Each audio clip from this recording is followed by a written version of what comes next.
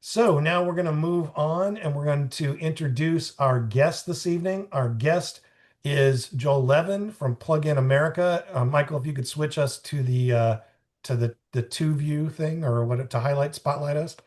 Joel is just basically the go-to guy when you want to talk about electrical vehicle adoption and is got his finger on the pulse of that. I've met Joel through our joint affiliation with the Metro Sustainability Council, where I've come to not only respect his opinion, but to really value his contributions to trying to move transportation in a positive direction that really is always respectful of what the best choices are for climate, not just on EV issues, but on related issues as well. And he's just a really wonderful guest for us and a really good get for us. So thank you for being here tonight, Joel. Thank you, Charles. Happy to be here. We appreciate your time. So we're going to get right to it. And could you tell us a little bit about, before we talk about Plug in America and what it is and what it does, could you talk a little bit about your background, your educational history and how you kind of moved into the space and what was the moment where you kind of started working in environmental advocacy? Yeah, sure. I've had a couple of different lives career-wise. I used to do international development work in the former Soviet Union for a long time. That's a whole separate discussion. A while ago, I went to business school and I got an MBA with a focus in energy policy, and I was very interested in kind of um, sort of clean energy and the sort of nexus between energy and environment. And I ended up working for a long time for the Climate Action Reserve, which is a registry for carbon offset projects. Um, and then at a certain point, I felt like, carbon offsets are useful, but there's this very, very narrow tool that's only useful for a handful of things. And I wanted to do something kind of bigger, and EVs are big. EVs are, transportation is one of the biggest things we do that, creates environmental impact and greenhouse gases. And you really can't solve climate change without dealing with transportation emissions. And so, yeah, I was kind of looking around there, and I knew some people at Plug in America, and they were looking for an executive director, so the timing was kind of good at the time. Um, Plug in America, I don't know, for people who don't know them, has been around for about 20 years, plus or minus. If you ever saw Who Killed the Electric Car, that's sort of that documentary is sort of the prehistory of Plug in America. Um, the short story is that regulators in California are been for the last 50 plus years are always been looking for ways to reduce emissions from stationary and mobile sources. And in the late 90s, it suddenly there was a lot of research and some became evident that it was possible to build electric cars. Electric cars have been around for more than 100 years, but battery technology improved, and there were some prototypes done, mostly from UC Davis, that kind of showed that it really was possible to have viable commercial EVs, and they don't have a tailpipe. And so CARB said, well, if you can build them, we want them in California. And so they passed this regulation called the ZEV mandate, the zero emission vehicle mandate, that basically said if you sell cars in California, a certain percentage of them have to be a ZEV, a zero emission vehicle, which basically means electric car or hydrogen. And then that percentage has to increase over time. And it started, I think, in 1998 and gradually ramped up. And so initially, a few of the automakers complied with it and started putting EVs out on the road, like General Motors EV1, and there was an electric RAV4, and Ford had an electric Ranger, and there were a couple others. And so they put out a few thousand of them, only with leases, not selling them at all, which turned out there was a reason for that. And then they went to CARB and they said, nobody wants to buy these cars. They're really hard to sell. And so CARB relaxed the regulation, and they immediately stopped leasing them. And the ones that came off of lease, they took them back and destroyed them. And the people who had bought the cars were really, really upset. and started this movement that was initially called Don't Crush because all the cars were being taken out and crushed, and then later turned into Plug-in America and started this kind of grassroots movement to advocate for electric vehicles because they discovered it was a really great mode of transportation that they felt like no one else knew about. Um, and that was way before my time. I got involved with it in 2015. This was years and years before that. But I guess the point of telling you this whole history is that there's something about EVs that gets people excited. There's something about this particular technology that people get really fired up about driving electric cars more than, a lot of other kind of clean technologies. And it's not just in the US. So there's actually a global group called GIVA, the Global EV Drivers Alliance, that's an association of EV drivers association around the world. And it turns out they're practically everywhere. I think GIVA has members in like 35 countries or something like that. But there's something about EV drivers that when they learn about it, they want to tell all their friends, they want to advocate for it, they want to sort of promote the technology. And there's something exciting about it. And that's for us as an organization, it's kind of our secret weapon is that passion. Yeah. I wasn't planning on asking this, but because I have you here and it occurred to me, and while we're still on kind of deep background, have you been following the YouTube channel of those dudes in Georgia who bought one of the EV1s that it was at a college? Do you know what I'm talking about? I'd heard that it So exists, it, but just so just for they story for bought an everybody. EV1 that actually runs. So no, so essentially, I'll be very brief here, but the EVs were all retained by possession by General Motors, and they did crush nearly all of them, but a handful of them they gave to engineering schools around the country after completely removing the drivetrain and rendering them incapable of functioning, just so people could, I guess, study the aerodynamics or stuff like that, those components of them. Well, one of them went to an engineering school in Georgia that the department, I guess, eventually closed and nobody knew what it was, and it was sitting in a back lot at the university for a long time. Oh, And so eventually they didn't know what it was. They thought it was a Saturn or something. So they posted the law the way it worked there was for 90 days they had to post it as like, does this belong to anybody? Or and nobody ever claimed that GM wasn't following that. And so the court just did a local auction basically, and so normally these things sell for like pennies on the dollar kind of a thing, but some other people figured out it was an EV1, and that they would be able to legally own an EV1, which would be the only one ever owned by individuals. And I think it sold for like $120,000 or something. And now they're like cannibalizing the EV versions of the Chevy S10s, which had the same drivetrain. And it's a long story. So if you want to nerd out on this stuff, there's lots of stuff on YouTube, and I'll segue from that by just saying if you search for Joel on YouTube, you will also find that he's been doing this for a long time and has been promoting EVs and EVs evolution for quite a while. And there's quite a few videos out there of him talking about these issues over the years. Can you tell us, Joel, a little bit about specifically Plug-in America? They're not a government agency, clearly. So how are they funded, and what's their ultimate mission? Um, so our ultimate mission is to electrify all transportation. Um, we mainly focus on light duty passenger vehicles because that's kind of what we're good at, being a consumer facing organization. And we've gotten pulled into more and more like consumer related issues. But in theory, our mission includes, you know, boats and planes and everything else. But in fact, we mainly focus on light duty vehicles. That's kind of what we're good at. Right. Um, how are we funded? Well, there's a long story there. We have a diversity of funding. It's a mixture of donations from individuals, large and small, some utilities, some car companies, less than you would think. Um, some government funding from like states and local governments.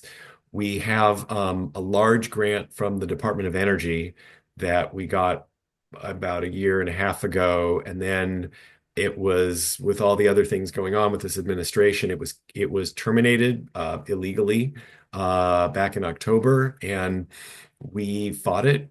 We joined a lawsuit with a bunch of other organizations that had their money taken away from DOE, and we won. So we've actually won a lawsuit against the administration. So our funding is now flowing again from DOE, and I mean, it's about 40% of our budget. It's pretty significant. Wow. Well, So good that for was you. sort of a big achievement. Um, and let's talk about that now. Let's talk about the federal pushback on all this because the current administration has been very open in saying that it is aligned with fossil fuel companies and fossil fuel interests, and has been very openly hostile to anything that threatens the perceived power of fossil fuel interests. And that's included kind of reversing everything that's happened in terms of federal encouragement of EV adoption. Uh, could you talk about how that has changed your job and the challenges that we face in going forward while other companies are, other countries rather, are exponentially increasing EV adoption and it's becoming widespread. The United States is currently, at least in terms of federal leadership, slowing that down and encouraging car companies to roll back the development of EVs and those things. Yeah, so the administration really doesn't like EVs. They're very, very committed to, the Biden administration did a remarkable job of creating a kind of a complete set of regulations that of a mixture of carrots and sticks that was pretty well designed to push forward the whole industry, kind of all aspects of it. It was very well thought out, and this administration is taking it all apart, and they've been very methodical and very thorough. And unfortunately, they're doing a fairly good job of just taking apart this entire framework. But that's And not what's happening in other countries, to be clear, right? No, and it's really different from what's happening in other countries. In fact, EVs are moving forward very rapidly in most parts of the world. So now, I think for last year, EVs were about 1 in 4 vehicles sold globally. It's really quite a lot. And in the US, so that's what 25% of global vehicle sales. And in the US, it was about 6%. Well, it was more early in the year, and then it came to a grinding halt the last quarter when the EV tax credit ended, and now it may well even get worse over the near term because the manufacturers, most of the legacy automakers are like retooling and moving away from EVs very rapidly because it's what the administration wants them to do, and it's not their job to fight the government, unfortunately. Yeah. And do you think that I mean, we'll talk a little bit more about this in a second. I mean, I speak from personal experience. I've been driving EVs for years, and I think I'd go back to riding a horse before I would drive an ICE vehicle again, just in terms of the amount of inconvenience of an ICE vehicle. But the perception amongst people I know who have not been exposed to EVs is that EVs are problematic. EVs, are difficult. They don't have any range. They can't go anywhere. Most of that is just factually false. And is that the primary challenge in restarting it, or is it really that the tools of government have been used to make the adoption more difficult? It's both. The Hmm. tools of, well, it's the perception, not the reality. The tools of government, the thumb of government has been heavily put on the scale to make it more difficult to sell EVs and to benefit the oil and gas industry. That's pretty pretty clear, and I think they would tell you that's true. Right. Um, there's also been a very strong disinformation campaign to create perceptions around EVs that are not true. And that's the main thing that we do is try to fight against that. We do a lot of public education. Like, for example, there's becoming this pretty broad perception that EVs are a fire hazard.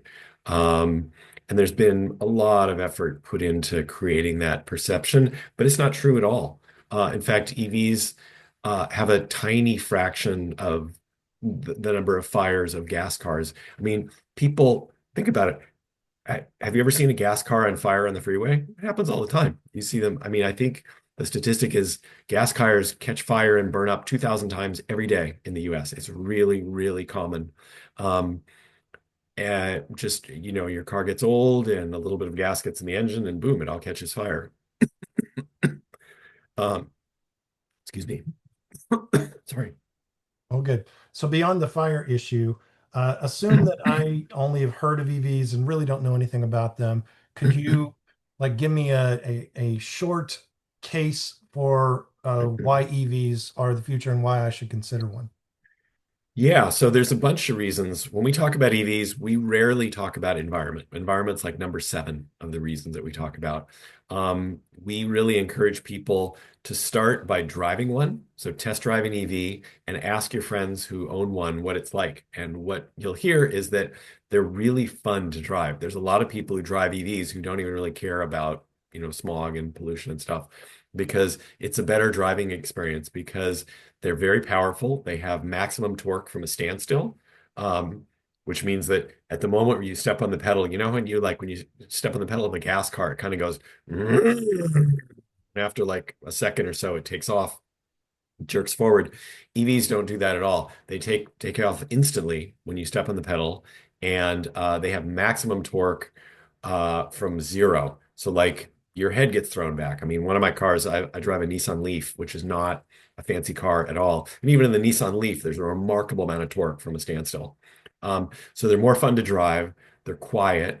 Um, in my car, this is really funny. If I'm at a quiet intersection and I happen to have my windows down and I pull up to a stop sign, you know what I hear? I hear birds because there's no sound. When your car stops, there's no sound at all. And you could be sitting inside your car and the sound you hear is birds. It's really a weird thing there because they're quiet. Um, they're more convenient because you don't hear this from people unless you talk to drivers, but you wake up every morning and it's like you have a full tank of gas in front of your car, in front of your house. Um, they have extremely low maintenance. And to Um, clarify, what you mean by that is that you can charge the vehicle at home, yes, so that you have the so you don't really mean gas. You mean it's fully charged with electricity in the. yes, what I mean, right? The equivalent I'm of just so just just clarifying for. you have a fully fueled car every morning if you can charge at home, which was what most people do. If you can charge at home, people do it. In fact, people in our surveys say that one of the best things they like about an EV is that you don't go to gas stations, you fuel at home, and electricity at home is relatively cheap. There's also very low maintenance. EVs have a typical EV has just a handful of moving parts and very almost no friction involved. So you know how with a gas car, you've got, hundreds of different moving parts that are all have friction, they all grind against each other. And when you get to 100,000 miles, they all start wearing out and you have to replace them all. EV doesn't have that. The electric motor in an EV has no friction at all. So the motor part of it can last essentially forever. Um, so with when you're looking at a used EV to buy, the only thing you really have to worry about is the battery, like what's the state of the battery, and then like tires and brakes and the body of the car. But in terms of the drivetrain, other than the battery, can last essentially forever. And batteries are not So nearly as fragile as I think some people have been led to believe either. Or is that, I mean, does that match with your experience?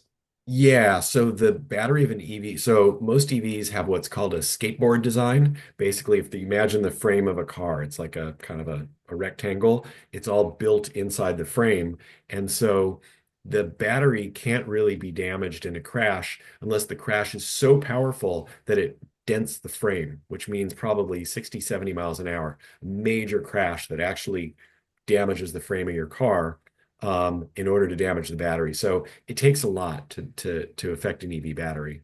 Um, if it's damaged, then that's a problem. We can talk about that. Um, but again, with fire risk, it's not when fires in EVs are very, very uncommon, but when they do happen, it's different than a gasoline fire. People think of when a gas car catches fire, there's this huge fireball explosion, and people can be incinerated. EVs don't do that. If an EV if it catches fire, again, this is a pretty rare thing. If the battery is punctured, for example, um, one Evie has, hundreds and hundreds of little cells that look like a AA battery, and one of them will catch fire, and then it'll gradually transfer to the cells next to it. So for an EV to really get engulfed, it takes like 10 to 15 minutes. So people don't get trapped in a car. It takes a while to build up. So it's once it's burning, it's harder to put out, but it's not the same danger to life and limb like a gas car. It's a very different type of fire situation. Well, I can tell you my bias is we have a couple of EVs, and in the last 5 years, the entirety of our expenses, other than electricity to fuel the vehicle, has been I think I rotated the tires once and I put in washer cleaner fluid for that, and that's it. And I don't think that that's really exceptional. So, uh, Yeah. I have a so 2015 Nissan Leaf, and that's about it, rotating the tires and wiper fluid. Yeah. To that point, and some of the people in this room don't have EVs and necessarily are not in a position of buying anything at the moment, but we're all here because we care about the environment. So let's shift gears from the standpoint of maybe telling people the good reasons to drive an EV, and could you give us a little perspective on advocacy with respect to the people in this organization want to advocate for things for environmental reasons? It's issue number one for us. And EVs address our number one source of greenhouse gases in California, which is the transportation sector, along with public transportation. Those are the two solutions, really, more than anything, to address those problems. Can you talk a little bit about uh, advocating for the environmental component and just maybe it doesn't have to necessarily be the environmental component, but for policies that support EVs and address the myths out there that exist. In other words, policies that you can advocate for to support Yeah, EVs. yeah, yeah. Well, I could break it down into kind of local, state, and federal. Sure. Unfortunately, at the federal level, we have sort of limited control over what happens in our country, as you're probably all aware. Um, the big thing that is likely to happen at the federal level over the next 6 months or so, I mean, in addition to all the destruction that's already happened, um, is there's a big transportation bill that's going through Congress that's probably going to be adopted sometime this year that deals with just many, many aspects of transportation. But there's an effort to try to so there was a federal a national EV charging infrastructure that was created during the Biden administration called NEVI. Um, and some of the money from NEVI is still flowing and some of it's been pulled back. There's going to be some effort to try to put more charging infrastructure money into the transportation bill. It might be a long shot, but there is some support for it. So that's a possibility that could happen. The other thing that could happen is there's an effort to try to create a federal EV tax of 250 or possibly as much as $500 per vehicle per year. And that's going to be probably our number one effort this year is to try to block that. So it'll be to tax EVs, and I'm sure it's driven by fossil fuel interests, is what you're saying. Of course. Okay. So yes, it'll be a tax. So if you drive an EV, it could be so Bernie Moreno, the senator from Ohio, who's a former auto dealer, maybe still an auto dealer, is leading this, but he wants to put a $500 tax on every EV every year as a new federal tax. And the Um, case they're making for this, I assume, is that because EVs aren't buying gasoline, they're not paying the taxes that go to support roads. So how would you address that in the advocacy? Yeah, so there's an alternative approach that we've advocated that has some traction that's called a road user fee. That basically, so there's this problem that highway maintenance is paid for by a gasoline tax, and because it's not indexed to inflation, and because cars have gradually gotten more efficient over time, um, gasoline tax hasn't kept up with the cost of maintaining the roads. And so there's a state component to it and a federal component, and basically all of them are really deeply underwater. There's just not enough money coming in from the gasoline tax to pay for roads. And so there's this kind of fundamental kind of structural problem with that. And the approach that we've advocated is to have a road user fee. And this has some interest even on the right to get rid of the gasoline tax altogether and have a road user fee that basically every car in the country pays a fee into the highway trust fund that's a function of the weight of the vehicle and how far you drive, regardless of your drivetrain. So, and it turns out that heavy vehicles put dramatically more wear and tear on highways than light vehicles. And so, if you drive a very large, heavy vehicle and you drive 20,000 miles a year, you should pay more into the highway trust fund. And if you drive a very small vehicle and you don't drive very far, you should pay very little. And that should be irrespective of drivetrain. And so this is an alternative thing called a road user fee that we've been advocating, um, that is regardless of whether you have a gas or an EV car, although it would benefit EVs on the whole because EVs tend to be lighter. That sounds Um, like a good solution, but my yeah. question is, how are you going to track individual miles? I mean, it's not going to be, is it going to be self-reporting? Because that sounds Well, difficult. there's a few different ways to do it. I mean, people already report their miles to their insurance companies, and there's some states that actually require you to annually report your mileage to them already. California doesn't, but a number of states do. There's a little bit of pushback from people who don't want the government to know how many miles they drive. They feel like that's an invasion of privacy. So that's a little bit of an issue. It could be self-reporting. You could self-report and then the government could spot check, you every 5 years could ask you to document it, take a picture of your odometer or something. Right, right, right, right. So that's kind of one of the issues. So I've Um, got a couple of the questions I wanted to get in before I open up to Q&A, but I live in the area of Palms in LA, which is very multifamily residential, and I am fortunate enough that I was involved with the HOA in the building where I live, and we were able to put in chargers in our building. One block over from me, there is a light pole charger. Basically, is a program that LA has done where they've used mhm. existing light poles to attach chargers and uh and there's like six people on that block who have EVs and they all have each other's phone numbers and they all like coordinate with each other so they can all use it because none of them have charging in their buildings. Now I know fast charging is becoming more commonplace in urban environments, but I'm curious of your perspective of the challenges when we live in Los Angeles where more of the majority of our residents live in multifamily residential and I what we hear from multifamily residential apartment building owners is that when they approach LADWP about adding charging infrastructure, they're told that the transformers on the block are all maxed out and we can't add capacity, and so we have these internal challenges to face. And as you mentioned earlier, if you can charge at home, your experience is very, very different than if you're having to charge somewhere either on the street or at a public charging facility. So, to me, from my perspective, this is one of the major challenges for wider adoption of EVs. And I'd like very much to hear your take on it and your analysis of how we address that, both as a community and as advocates.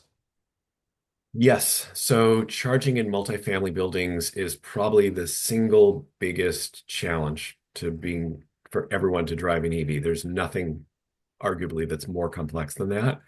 Um, and it's particularly the case in LA where there's a lot of apartment buildings and there's a lot of different types of apartment buildings, big and small and old and new. And some people have dedicated parking and some don't. Some neighborhoods are really crowded. Um, so I guess I would say yes, it's a huge challenge. It's arguably the single biggest roadblock to like everyone driving an EV. Um, there isn't a single elegant solution that works for everybody. There's a bunch of different solutions that combined together will probably solve it for most people. There's going to be some people for whom it's really a thorny problem and it's hard to resolve. So it depends on a lot of things. So I would say, like what's the phrase? There's no silver bullet. There's a bunch of silver buckshot that can help to solve it. So Um, pursue multiple solutions at once, basically, is part of yeah. the yeah. So one of them is building codes. So for new buildings, you want new buildings to all be built with EV charging. And that's pretty straightforward. That's a lot easier than retrofitting old buildings. So it's just like when we build new buildings, they should have EV charging. And the new building codes in California require that there be, I think, charging available to most units. So we're in pretty good shape for that. But that's as that rolls out, and every county is different in terms of how they implement that. So building codes is part of it. For older buildings, um, a challenge is that if you have to upgrade the power to a building, it creates all kinds of problems. The building manager has to rewire the whole building, which is hundreds of thousands of dollars. DWP has to upgrade their transformers potentially, which is a lot of money. So it puts a lot of pressure on the building and on the system. Um, what can be a good solution a lot of times is to put in relatively slow charging in the building. So like rather than put in really, like high power level two into every parking spot, which can be really expensive, if you just have a plug available to every dedicated parking spot in the building, and then you have managed charging, which means that basically you have at the box, there's a smart panel that can, regulate how much power goes to each plug based on what's available in the building at that moment. So it can kind of ebb and flow. In the middle of the night, there's more power and less, other times there's not. And the rule of thumb is that if you drive less than about 40 miles a day on average, that a regular 110 plug will work just fine for you. Um, and so it doesn't help everybody in every situation, but for a lot of people, it's good enough and it's pretty cheap to install. So that might be for buildings that have some spare capacity, um, just having a bank of regular plugs accessible to parking can solve a lot of people's problems all the time. If it doesn't, then you also need the ability to like go out on the street and be able to charge at one of those street light chargers, like you said, or maybe there's DC fast chargers at the Vons, a mile away where you go once a week. And so you could go there if you need a lot more charge than that. Um, so there isn't, and then for people who don't have a parking spot, then they're really stuck on what public charging is available. And so you need more public charging for them. But if you're in a dense urban area where it's hard to park on the street already, that's going to be tricky. Um, so there's a bunch of different solutions in terms of retrofitting old buildings, building codes, um, level two charging at streetlights, fast charging in maybe like shopping malls or grocery stores where you would go regularly, and all those things together will hit most people. There's still going to be some people who get left out. It's really hard to sort of address every single situation. So it's a challenge, but all these things together can hit most of it. Yeah, yeah, and to your point, my building we installed a bunch of level two chargers, but we used a power sharing situation because there's quite a few chargers available for people, but you're assuming that you're almost never going to have a situation where everybody's going to want to use it at the same time. And so if the building only has the ability to support two of those, the power sharing, rolls everybody down if a ton of them are being used at once. And we've had no issues with that whatsoever. It's worked quite elegantly. One other thing I wanted to ask you before we move on to Q&A, well, two questions. Number one is, where do you see EVs in 10 years in the United States? All right. I think they're gonna, my gut feeling is that they are gonna continue to grow, that I think we're gonna have another quarter or two of really low adoption, then I think they're gonna pick up again after that. Exactly how far we'll be in 10 years. California, in theory, we had a goal of 100%, although that's been nixed now, as you know, because of the federal government. Um, I think that the the challenge that we have is that we are the world's biggest economy and most technologically advanced economy, arguably. And for us to have a transportation technology that's completely different from the rest of the world is just not sustainable. It's just not going to happen. That like the rest of the world is driving around on electric cars, and the U.S. is like the only country in the world that still has internal combustion engines. Um, EVs are going to get cheaper and cheaper. One of the remarkable things that's happening, I'm sure you are all aware of this, is that China is producing just vast numbers of EVs growing very rapidly, exporting them all over the world, and then exporting solar panels all over the world too, very cheaply. And so, uh, developing countries are a lot of them are sort of leapfrogging internal combustion engines. Yeah. Um, and so you're seeing some countries in the world that are just, and China finances all of it. So you're seeing a lot of smaller countries that import all of their cars and import all of their fuel, saying, well, rather than spend all this money on oil, we can produce our own electricity. So we buy solar panels from China, and we can get off of the of petroleum. And so that's very attractive. And so that's happening like rapidly in some countries, like within a couple of years. Yeah. Um, Yeah. and so I don't think it's sustainable for us to be the only country that is not doing that. I don't think it's going to work. And it's going to be harder and harder and harder for us to keep Chinese cars out of the US. When Chinese and new cars in the US are now like $50,000 plus for an average new car. And there are like Chinese EVs that are like $12,000, $14,000, and you can buy them in Mexico. BYD is now one of the major automakers in Mexico, or it has a significant portion of the market. I think I'm not 100% sure of these numbers, but I think Mexico now is about 10% EVs, and 80 or 90% of that is all BYD. And some of those are very inexpensive. And uh, Canada is as well. So it's going to be very difficult for the US to keep EVs out. And it's a better driving experience. Um, So I think EVs are going to find a way into the US, like it or not. Otherwise, the US automakers, another issue, are just going to become kind of domestic automakers. So Ford and GM are no longer going to be global automakers. They're just going to sell in the US, which is not, I don't think is really sustainable for them. Right. So I think that EVs are going to continue to grow here. I think we're going to have a little rough patch for the next little bit, but that the technology is so much more compelling, even if you don't care about the environment. If you ask anybody in the auto industry whether they think EVs are going to be the ultimate drivetrain for all vehicles, they would tell you, yeah, of course. Yeah. Anybody. It's just a question of what the timing is and whether the timing happens fast enough to be meaningful for those of us who care about the environment. It does feel at times that our federal government has taken a bunch of money from the people who grow oats and make horseshoes and has said, it's 1915 and we're committed to stagecoaches when the rest of the world is like starting to use automobiles. And that's kind of the way I think of it sometimes. Um, Mhm.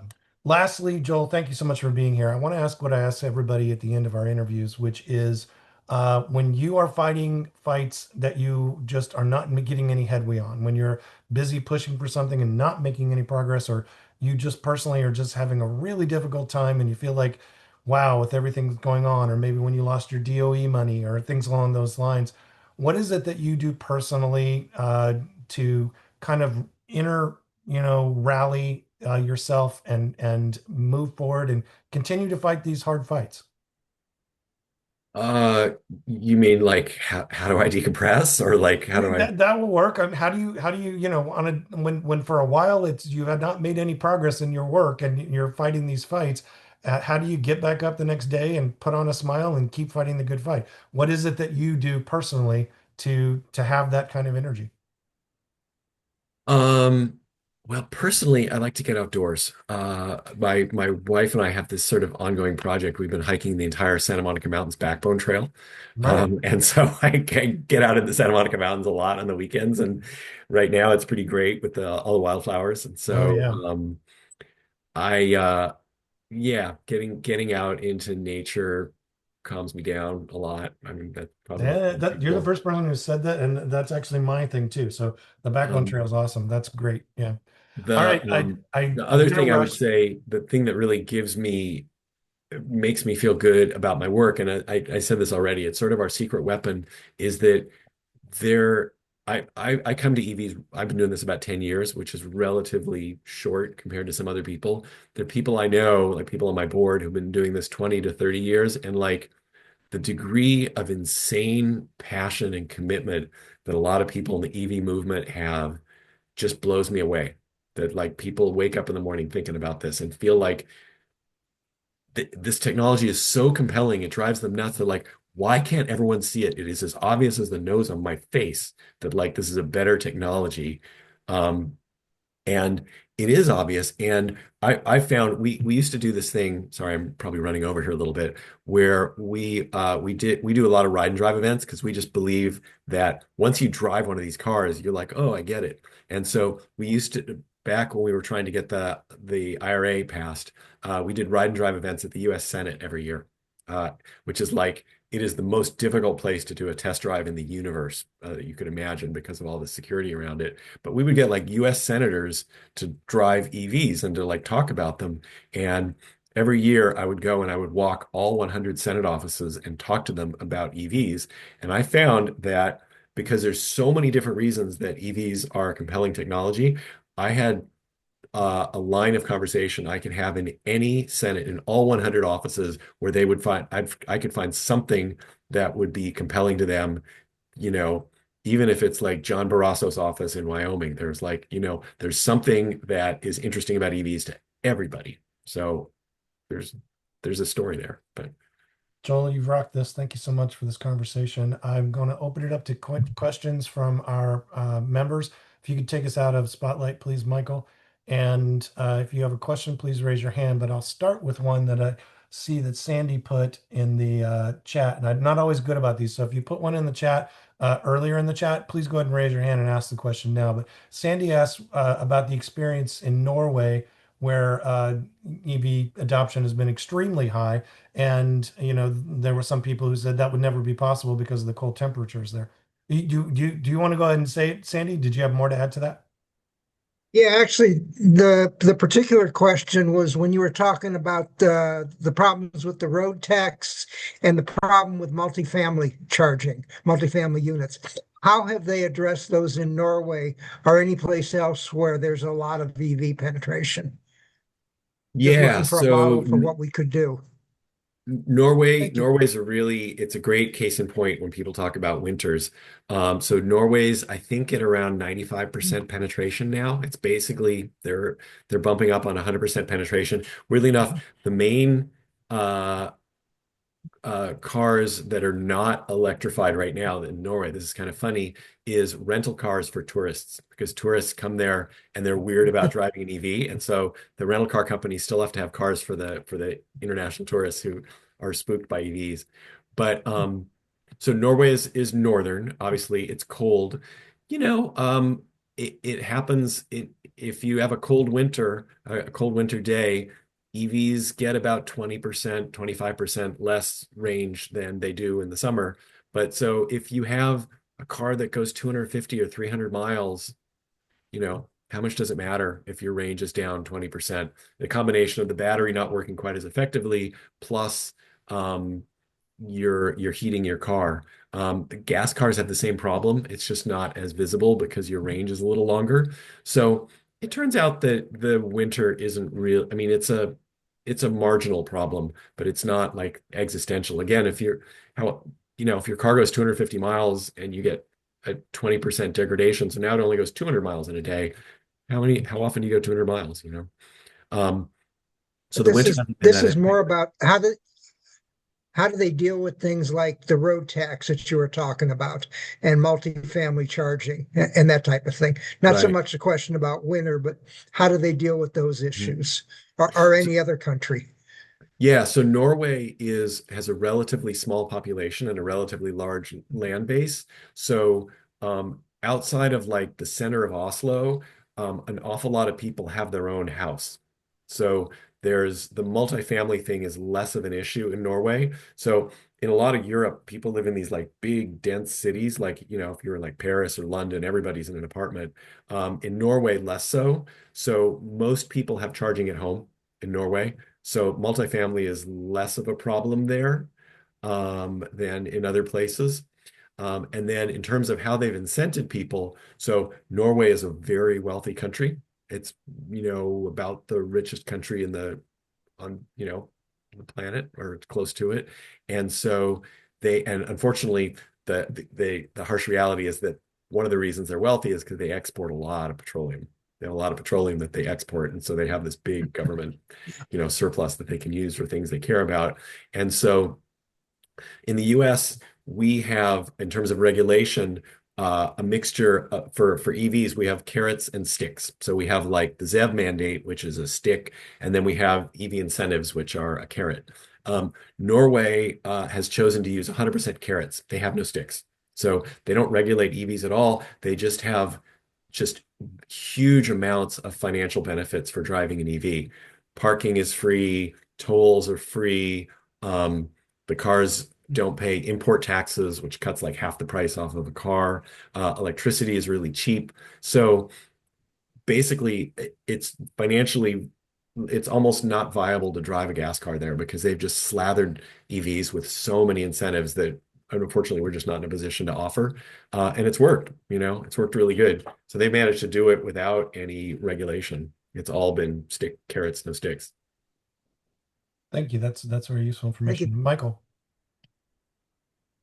Thank you, Joel. This has been great, really interesting.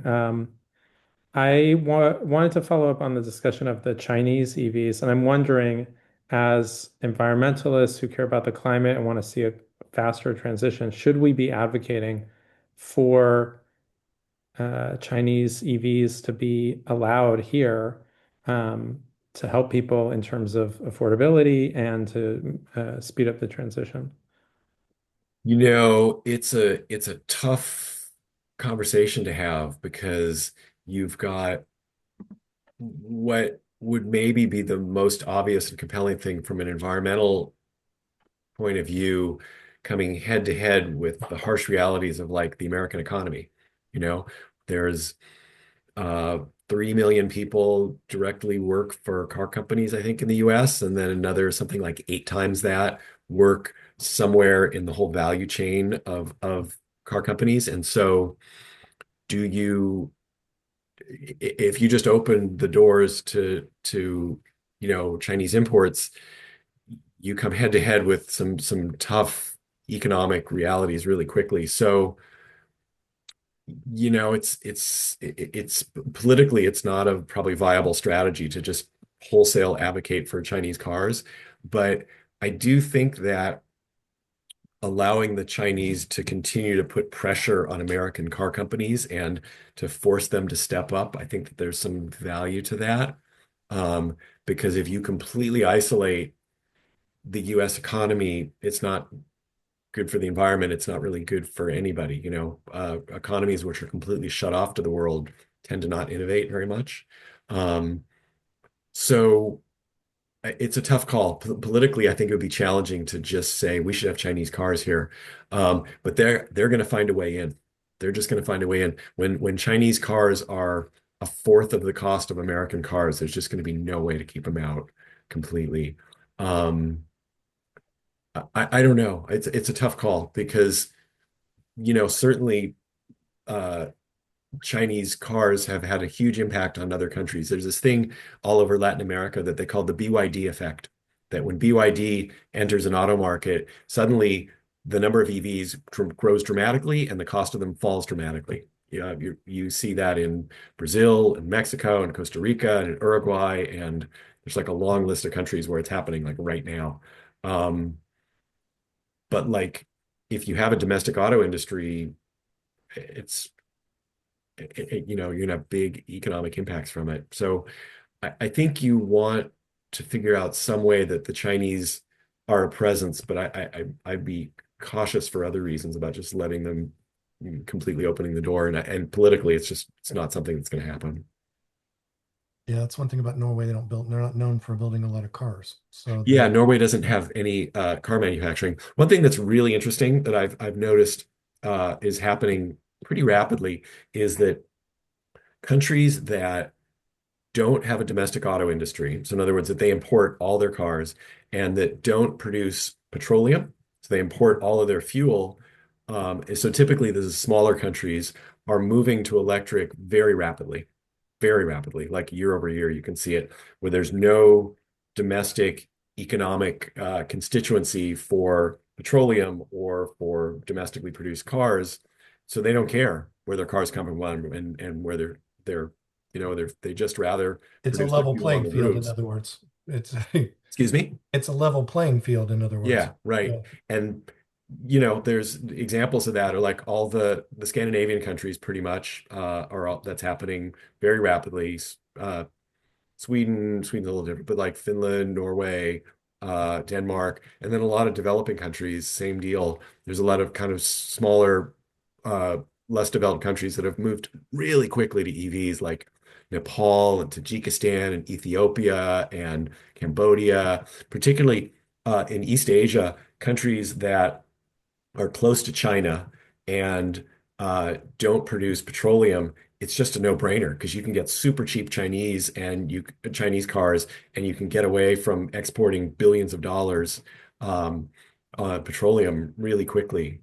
Um, I just heard, I was in a presentation today from someone from Pakistan talking about EVs rapidly growing in Pakistan. And they said Pakistan spends $16 billion a year for importing petroleum. And if we could get away from that, that would be awesome for us. And so, like, if you're in that kind of situation, it's very compelling. Joel, it's been a real pleasure and very, very informative. Thank you so much for spending some of your evening with us and enlightening us on so much of this discussion. Really, really appreciate it. Thank you for your time. Cool. Thanks for having me.